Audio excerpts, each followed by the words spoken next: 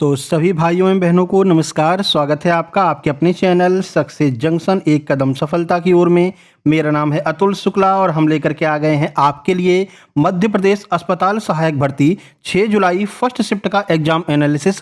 काफ़ी सारे प्रश्न हमारे पास में आ गए हैं जिनके बारे में आपको हम डिटेल में जानकारी देने वाले हैं। उससे पहले वीडियो को लाइक करके चैनल को सब्सक्राइब कर दीजिए जिससे आगे आने वाली सारी वीडियो टाइम टू टाइम आपके पास में पहुंच सके। और आप सबको पता है Madhya Pradesh police, MP SI, इसके अलावा एमपी सब ग्रुप 4, सब ग्रुप 2, इन सब एग्जाम की तैयारी आपको हम इसी यूट्यूब चैनल पर करवाने वाले हैं। तो अगर इनमें से कोई भी एग्जाम आप देने वाले हैं, चाहे वो सामान्य अर्हता परीक्षा का हो, तो भी आप लोगों को चैनल को सब्सक्राइब जरूर कर लेना है। ठीक है मेरे भाई, शुरुआत करें। आइए शुरू करते हैं और आपका सोशल साइंस और साइंस से हम शुरुआत कर रहे हैं।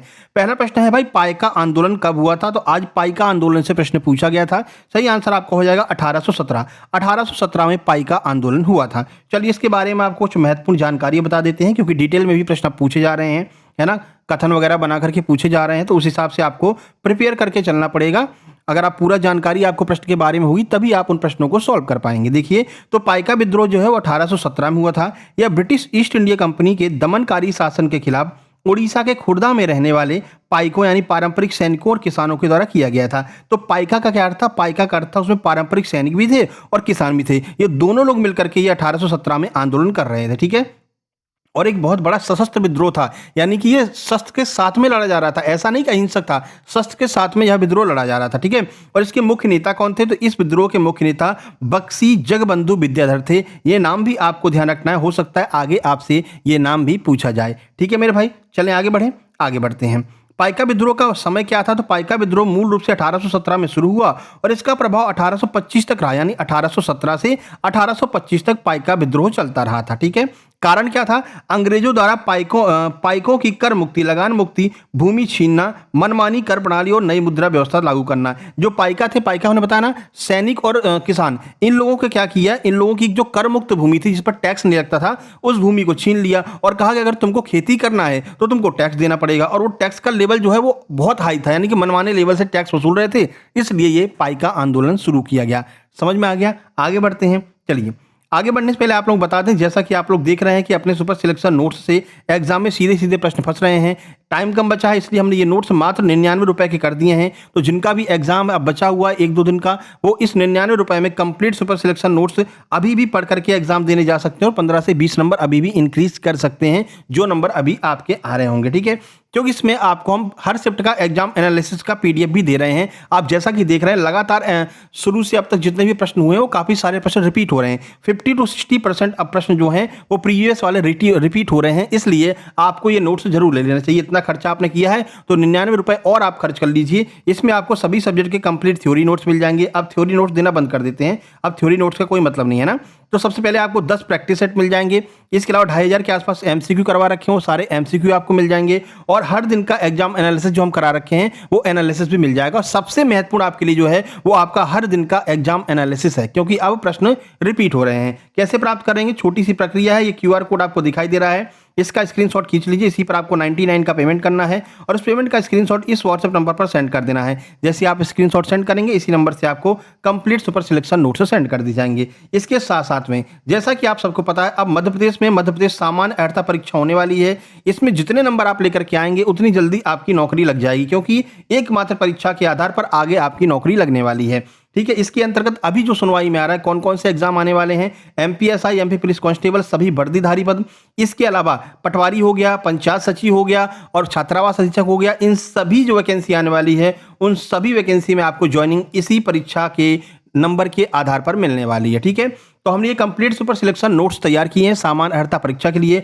अब हमने इन नोट्स को इस तरह से तैयार किया है कि अगर एमपी पुलिस कांस्टेबल की वैकेंसी पुलिस हेडक्वार्टर भी लेकर के आता है तो भी ये नोट्स आपके लिए सही से काम करेंगे, बेनिफिशियल होंगे। एमपीएसआई का अगर पुलिस भर्ती बोर्ड कराता है तो भी आपके लिए बेनिफिशियल होंगे। ऐसा क्यों सर? क्योंकि हमने इसमें सभी सब्जेक्ट को दिया है। कौन कौन से? एमपीजी के Hindi, reasoning, science, DI, current affair, GK, GS, computer, math, ये सारे सब्जेक्ट आपको मिलने वाले हैं। इंग्लिश भी इसके अंदर मिल रही है। अब और कहां से पूछेगा मेरे भाई, है ना।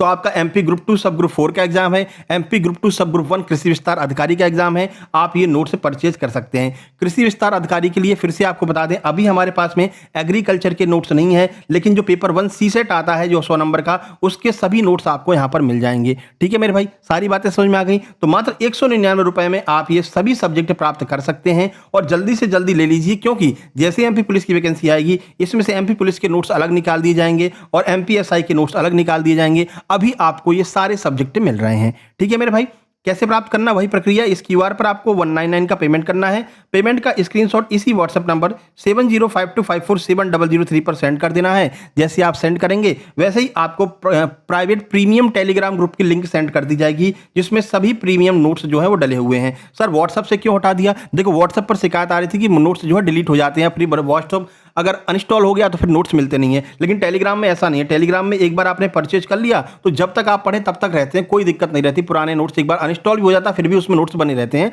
दोबारा इंस्टॉल करेंगे तो फिर से आपको नोट्स मिल जाते हैं। इसलिए पूरा कंटेंट हमने premium WhatsApp premium Telegram group पर जो है शिफ्ट कर दिया है, वहां पर आपको सारे नोट्स मिलते रहेंगे। ठीक है, और जो लोग नोट्स ले रखे हैं उनको बता दें, हमने जो आपको करंट अफेयर और स्टैटिक जीके देते थे, इसी के अंदर हमने एक सब ग्रुप बना दिया है। करंट अफेयर और स्टैटिक जीके अलग से उस ग्रुप में दी जाएगी। ठीक है ना, और ये मेन ग्रुप में आपको केवल नोट्स मिलेंगे। सारी बातें समझ में आ गई? चले आगे बढ़ें। चलिए आगे बढ़ते हैं। अगला प्रश्न है, राज्यपाल को अध्यादेश की शक्ति कौन से अनुच्छेद के अंतर्गत मिलती है? ये 5वीं से 6वीं बार रिपीट हो रहा है। ठीक है, सही आंसर हो जाएगा अनुच्छेद 213 के अंतर्गत राज्यपाल को अध्यादेश की शक्ति मिलती है। लगे हाथ ये भी देख लीजिए, अनुच्छेद 123 के अंतर्गत राष्ट्रपति को भी अध्यादेश की शक्ति प्राप्त होती है। ठीक है, चलिए देखिए तो राज्यपाल को अध्यादेश जारी करने की शक्ति भारतीय संविधान के अनुच्छेद 213 के अंतर्गत प्राप्त है। यह शक्ति तब लागू होती है जब राज्य विधानमंडल का सत्र नहीं चल रहा हो, यानी कि राज्य विधानमंडल जब सत्र में नहीं होता है लेकिन कोई ऐसा कानून जो बहुत महत्वपूर्ण है उसको पारित करना है, तो ऐसे में क्या करेगा राज्यपाल? आर्टिकल 213 के तहत कानून को पारित कर सकता है और इसकी वैलिडिटी विधानमंडल के सत्र में आने के 6 माह तक होती है। यह भी आपको ध्यान रखना है। ठीक है, तो देखो और राज्यपाल को यह महसूस होगी तत्काल कार्रवाई करना आवश्यक है, तो इस अध्यादेश का प्रभाव जो है वो कानून पारित होने के समान ही रहता है। जैसे कानून बनते हैं वैसे यह अध्यादेश भी जारी रहेगा, लेकिन इसे विधानमंडल के पुनः सत्र में आने के 6 सप्ताह के भीतर, सॉरी 6 माह नहीं है, 6 सप्ताह के भीतर पारित करवाना अनिवार्य होगा। अन्यथा 6 सप्ताह के बाद में ये जो राज्यपाल महोदय ने कानून बनाया था ये अपने आप समाप्त हो जाएगा। ठीक है, चलिए अगला प्रश्न है, साक्षरता का क्या अर्थ होता है? स्टेटमेंट वाइज पूछा गया था, तो साक्षरता का अर्थ आपको बता देते हैं। साक्षरता का मूल अर्थ है अक्षर का ज्ञान, यानी पढ़ने और लिखने की क्षमता। तो साधारण शब्दों में साक्षर व्यक्ति वह व्यक्ति है जो अपनी भाषा में लिखी गई सामग्री को समझकर पढ़ और लिख सकता है। तो इसी तरह से स्टेटमेंट बनाए गए होंगे, पढ़ना, केवल लिखना, पढ़ना लिखना दोनों, इनमें से कोई नहीं, ऐसे आपसे जो है प्रश्न बना करके पूछे गए होंगे। और आपकी जो हम प्रैक्टिस करवाने वाले हैं, जैसा कि आप सबको पता है, आज शाम को 6 बजे बिल्कुल शेड्यूल हो गया है, आज सुबह नहीं आ पाया था, आज शाम को 6 बजे सुपर एमसीक्यू सीरीज चालू हो रही है, जिसमें हम जो आपका एमपी ग्रुप 4 एमपी ग्रुप 2 सब ग्रुप 4 सब ग्रुप 1 इसकी वैकेंसी आ रही, सामान्य अर्हता परीक्षा की एमपी पुलिस वैकेंसी आ रही है, इन सब के लिए कंप्लीट सुपर एमसीक्यू सीरीज चालू कर रहे हैं, जिसमें हम 3 प्रकार के एमसीक्यू करवाने वाले हैं, जैसा आपके एप्टेक एग्जाम में रिसेंट में पूछा जा रहा है। एक तो नॉर्मल एमसीक्यू होते हैं, एक होता है आपका स्टेटमेंट वाले एमसीक्यू और एक होता है जोड़ी मिलाने वाले एमसीक्यू। तो तीनों प्रकार के एमसीक्यू की बेहतरीन प्रैक्टिस हम आपकी करवाने वाले हैं। तो आज शाम को 6 बजे जरूर उपलब्ध रहिएगा। 6 बजे वीडियो आ जाएगी, 11 बजे आने वाली थी पर किसी कारणवश नेट की थोड़ी समस्या थी, बारिश हो रही थी, इस वजह से नहीं आ पाई। ठीक है, चलिए शेख मोइनुद्दीन चिश्ती की दरगाह का जिम्मा खर्च जो है वो किस अधिनियम के द्वारा किया जाता है? तो इसके लिए एक अलग से अधिनियम बनाया गया है। अजमेर में स्थित शेख मोइनुद्दीन चिश्ती ख्वाजा गरीब नवाज की दरगाह का संपूर्ण प्रशासनिक जिम्मा और खर्च दरगाह ख्वाजा साहब अधिनियम 1955 के तहत किया जाता है। ठीक है, तो अलग से एक्ट बनाया गया है, दरगाह ख्वाजा साहब एक्ट 1955 में बनाया गया था। इसके द्वारा ही सारा जो खर्चा होता है वो इसी एक्ट के द्वारा निर्वहन किया जाता है, ध्यान रखिएगा। अच्छा प्रश्न है, पहली बार ये पूछा गया है ना, तो आगे भी प्रश्न रिपीट होने की संभावना है। देखो होता क्या है, एप्टेक क्या 10,000 क्वेश्चन बना करके रख लेता है शुरू में ही। अब ये 10,000 जो क्वेश्चन है ना, ये 10,000 क्वेश्चन ही घूम फिर कर कभी पुलिस में आ रहे हैं, कभी आपके एसआई में आ रहे हैं, ये क्वेश्चन आबकारी में आ जाएंगे, यही सामान्य अर्हता में आ जाएंगे, इस तरह से घूमते फिरते रहते हैं। तो हमारा प्रयास ये है कि ज़्यादा से ज़्यादा कम से कम 5,000 के आसपास क्वेश्चन तो हम जो है कंप्लीट कर ही लेंगे। फिर कहाँ से पूछेगा भैया, कितना घुमाकर पूछेगा, और हर तरह से आपको हम तैयारी करवाएंगे, हर लेवल पर आपको एमसीक्यू करवाएंगे, जिससे कि आपकी एक बेहतरीन तैयारी हो सके। अनुच्छेद 368 का संबंध किससे है? तो भारतीय संविधान का अनुच्छेद 368 संविधान में संशोधन करने की शक्ति और इसकी प्रक्रिया से संबंधित है। ठीक है, इस अनुच्छेद के तहत संसद संविधान के किसी भी प्रावधान में संशोधन कर सकती है, परिवर्तन कर सकती है, नए प्रावधान जोड़ सकती है। यह प्रावधान दक्षिण अफ्रीका के संविधान से लिया गया है। यानी आर्टिकल 368 संसद को यह शक्ति देता है कि संविधान में अगर कोई जरूरत पड़ती है तो संविधान में संशोधन किया जा सकता है, और यह संशोधन की प्रक्रिया हमने कहां से ली है? दक्षिण अफ्रीका के संविधान से ली है। यह बात भी आपको ध्यान रखना है। ठीक है मेरे भाई, आगे बढ़ते हैं। ये भी आपका लगभग तीसरी चौथी बार 368 रिपीट हुआ है। ठीक है, इसीलिए एनालिसिस वाली जो पीडीएफ है वो आपके लिए महत्वपूर्ण है। जीडीपी का क्या अर्थ होता है? शुरू में ही आपको बताया था, ये शायद 4 या 5 तारीख में 2 दिन लगातार आया था जीडीपी वाला। हमने क्या बताया था? जीडीपी का अर्थ क्या होता है? मान लीजिए अपना भारत है, तो एक वित्तीय वर्ष में, जो हमारा वित्तीय वर्ष 1 अप्रैल से चालू होता है, 1 अप्रैल से 31 मार्च तक, ठीक है ना, तो एक वित्तीय वर्ष में एक भौगोलिक सीमा के भीतर जितना भी उत्पादन किया जाता है उसको हम जीडीपी कहते हैं, ग्रॉस डोमेस्टिक प्रोडक्ट कहते हैं। इसमें बाहर से भी जो इनकम आ रही है उसको भी इसमें काउंट कर लिया जाता है, तो ये जीडीपी हो जाती है। ठीक है ना, तो कोई भी देश कितनी तरक्की कर रहा है इसका पता कैसे चलता है कि उसकी जीडीपी कितनी है। कहते हैं भाई, अरे भैया हम 4 ट्रिलियन वाली जीडीपी हो गए, 5 ट्रिलियन वाली जीडीपी हो गए, जापान को पीछे छोड़ दिया, इसको छोड़ दिया, उसको छोड़ दिया, तो वही ये जीडीपी होती है। एक बार फिर से समझ लीजिए। देखिए, सकल घरेलू उत्पाद जीडीपी किसी एक निश्चित समय सीमा, आमतौर पर 1 वर्ष में, देश की भौगोलिक सीमा के भीतर उत्पादित सभी अंतिम वस्तुओं और सेवाओं का कुल मौद्रिक मूल्य होता है। यानी अपनी सीमा के अंदर हमने कितनी चीजों को उत्पादित किया है, या देश की आर्थिक सेहत और विकास का सबसे प्रमुख पैमाना होता है। इसी को देख करके विदेशी कंपनियां जो हैं वो भारत में निवेश करती हैं। ठीक है मेरे भाई, आगे बढ़ते हैं। देखिए, चलो साइंस के कुछ क्वेश्चंस देख लेते हैं। टमाटर वाला देखो, ये भी तीसरी चौथी बार रिपीट हो रहा है।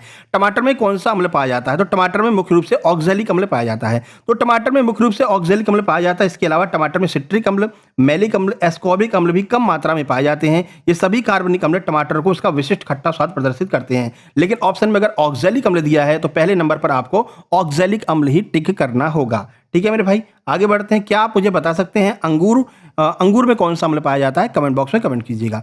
अगला, ऑक्सीजन हार्मोन के क्या कार्य होते हैं? आज ऑक्सीजन हार्मोन के कार्य पूछ रखे हैं, आइए देख लेते हैं। देखिए, तो ऑक्सीजन हार्मोन ये भी पूछा गया है, ये भी रिपीट हुआ है आपका, है ना। बहुत सारे प्रश्न डायरेक्ट रिपीट हो रहे हैं। अब इनके पास प्रश्न बचे नहीं है, वही पुराने प्रश्न पूछ रहे हैं।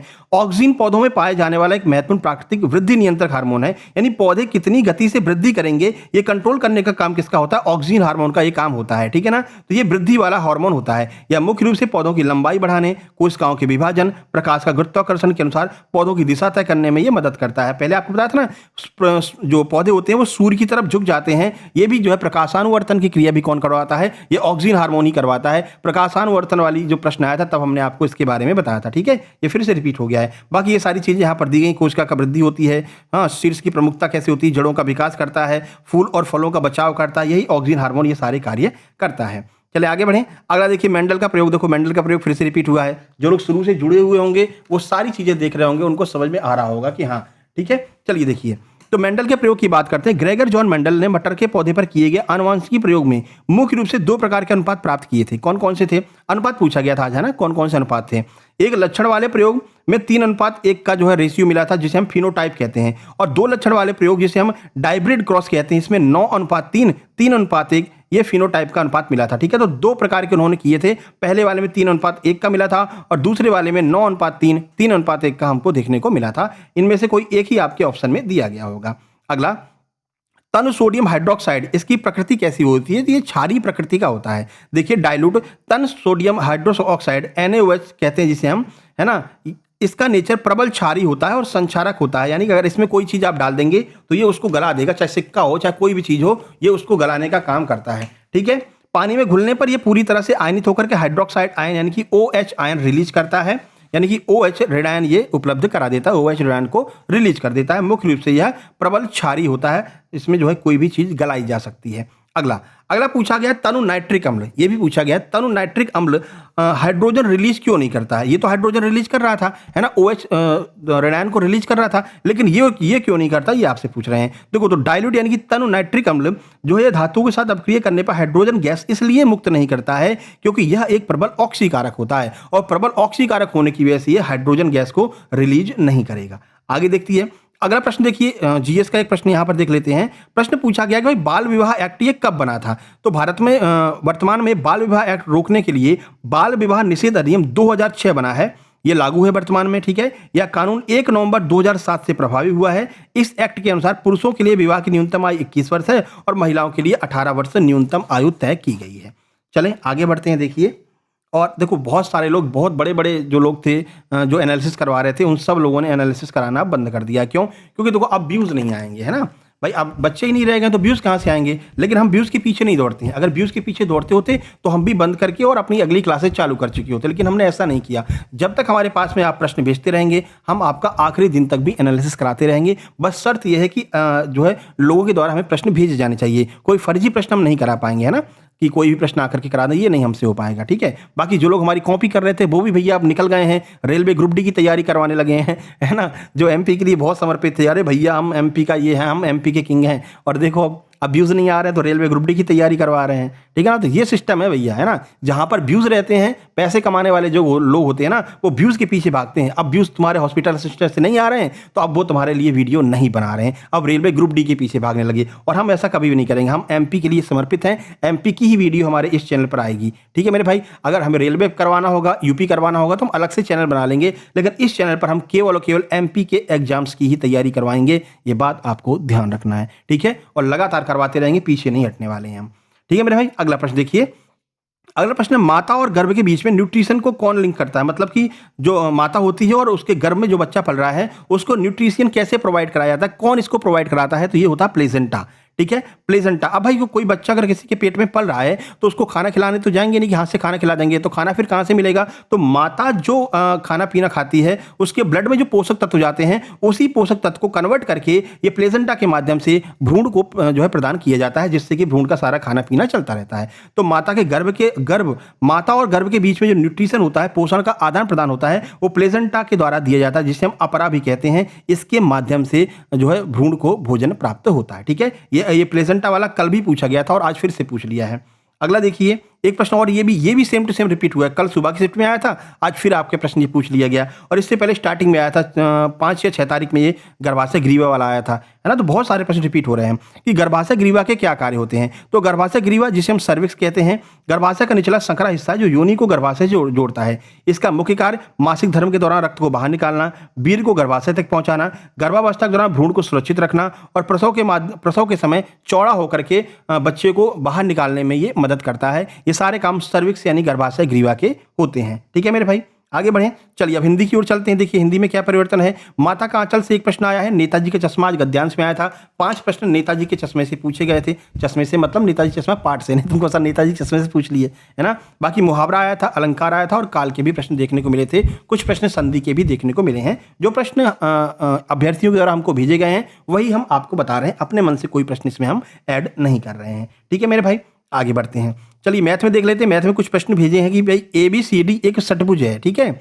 उसमें अब पूछा गया था एंगल A, एंगल B और एंगल E का मान क्या होगा, और कुछ मान दिए गए थे। इस तरह से एक प्रश्न पूछा गया था। बाकी अब आपको आयु यानी कि एज के 2 प्रश्न आए हैं, माध्य के 2 प्रश्न आए हैं। बाकी अब जो है माध्य का बहुलक से ही प्रश्न आ रहे हैं। जो आपका मेंसुरेशन था वो मेंसुरेशन से प्रश्न आने कम हो गए हैं। एक दो प्रश्न कहीं पर जो है आपका शंकु वगैरह से पूछ ले रहे हैं, नहीं तो मेंसुरेशन से अब कम पूछ रहे हैं। वही प्रायिकता वगैरह ज़्यादा पूछी जा रही है। द्विघात समीकरण पूछे जा रहे हैं, शुरू से ही आ रहे हैं, अभी तक भी आ रहे हैं, ठीक है ना। चलिए इंग्लिश की बात करते हैं। तो इंग्लिश में डिटरमाइनर से 3 से 4 प्रश्न हैं, और फुटप्रिंट विदाउट फीट वाला जो आपका पार्ट है वहाँ से 2 क्वेश्चन, 1 से 2 क्वेश्चन वहाँ से मिले हैं, और टेंस के एरर 5 क्वेश्चन मिले हैं। मॉडल के 2 प्रश्न मिले हैं। द बाल करके एक अनसीन पैसेज है, 5 नंबर जो है द बाल अनसीन पैसेज से आया था, ठीक है ना। तो ये जो है आपके एग्जाम का आज का एनालिसिस हो गया। आपसे निवेदन है कि भाई इस नंबर पर आप अपने प्रश्नों को जरूर भेजना जैसे ही आप एग्जाम सेंटर से बाहर निकलना।